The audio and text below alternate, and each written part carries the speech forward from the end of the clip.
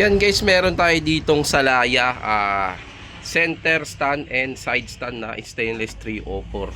Yan guys, kung nakikita nyo yung Salaya guys, ayan o. Yan, napaka solid ng welding yan guys.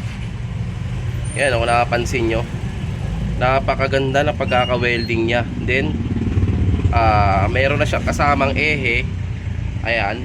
At syempre meron din siyang kasamang side stand. Stainless din siya guys. Ayan, kung napapansin nyo, stainless din siya. Ayan. Then syempre yung center stand guys, tong pang click na to, meron na siyang kasamang rubber. Ayan. So nakikita nyo, solid talaga siya. Ito yung tapakan.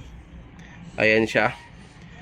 Then guys, pag nag-avail kayo nito, syempre may kasama siyang spring. Ayan. Spring sa center at sa side stand. Yan guys, kung nakikita nyo guys kung gaano kaganda ang Salaya. Napakakapal niyan guys. Oh. Ayan, oh.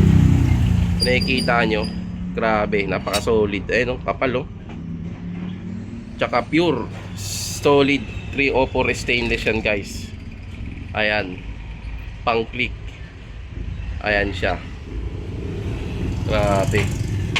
Yan, kung naghahanap kayo ng stainless guys, much better Salaya. Ayan. Kasi mas quality talaga to. Ito talaga yung imported na center at side stand. Pati itong side stand, solid din. Oh. Tingnan nyo kung gaano siya kakapal. Oh. Ayan, oh. Ang kapal, diba? Napaka solid. So, ayan oh.